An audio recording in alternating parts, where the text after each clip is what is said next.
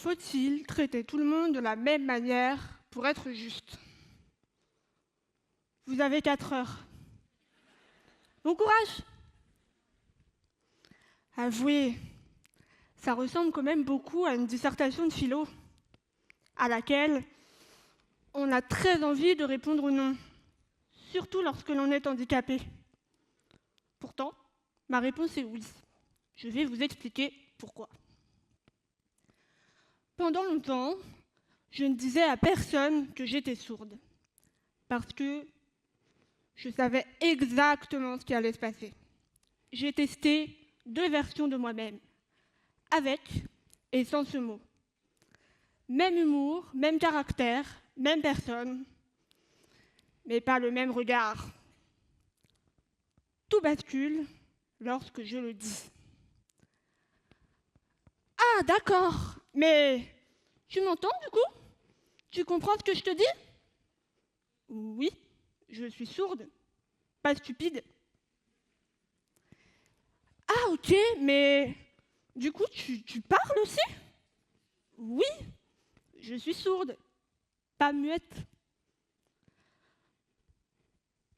Mais t'es sûre que t'es sourde? Attendez, je réfléchis. Ce qui me dérange, ce ne sont pas les questions, c'est ce qu'elles révèlent. À partir du moment où j'annonce mon handicap, on ne me traite plus pareil. Je ne suis plus moi, je deviens la sourde. Ce n'est pas juste, parce que traiter pareil, ce n'est pas faire pareil, c'est considérer pareil. Ce n'est pas nier les différences, c'est refuser qu'elles définissent notre valeur.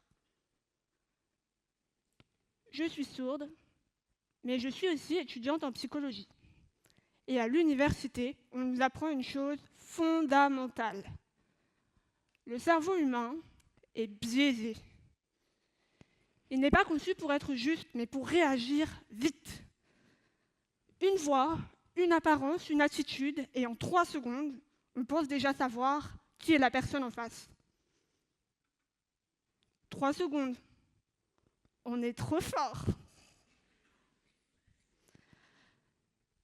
Mais nos intuitions ne sont pas toujours justes, même chez les professionnels les plus qualifiés. Samedi soir, urgence médicale, 2 patients arrivent. Même douleur, même symptômes. Patient numéro 1, homme blanc, 50aine, costume. Patient numéro 2, femme noire, 30aine, survêtement. Le premier est pris en charge immédiatement, la seconde, on lui dit d'attendre. Même douleur, traitement différent. Ce n'est pas de la malveillance, c'est un biais. Mais le cas par cas, ce n'est pas de la justice. C'est précisément pour ça que les règles existent. Les règles. On les critique souvent. On les trouve rigides, injustes, contraignantes. Très bien. Supprimons-les. Et regardons ce qui se passe. Dans la nature, c'est la loi du plus fort qui prime.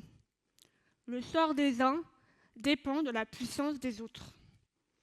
Une mouche ne négocie pas ses droits avec une grenouille. Et pendant longtemps, les humains ont fait pareil.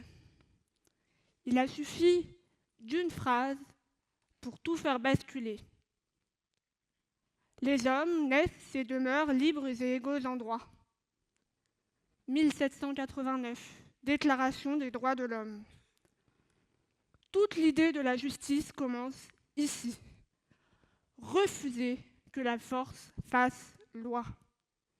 Alors, peu importe votre genre, votre apparence ou même votre handicap, vos droits doivent rester les mêmes.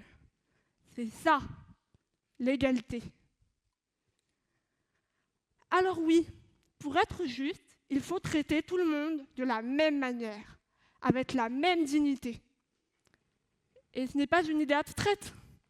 Regardez autour de vous. Vous êtes 1600 personnes, ici, ce soir. Vous avez choisi d'être là, de donner du poids à des voix qui ne sont pas toujours écoutées. C'est déjà un immense pas vers la justice. Alors, la prochaine fois que vous jugerez quelqu'un en 3 secondes, s'il vous plaît, prenez-en 4. Et repensez à ce soir, parce que vous n'avez pas seulement écouté une dissertation, vous venez de répondre à la question.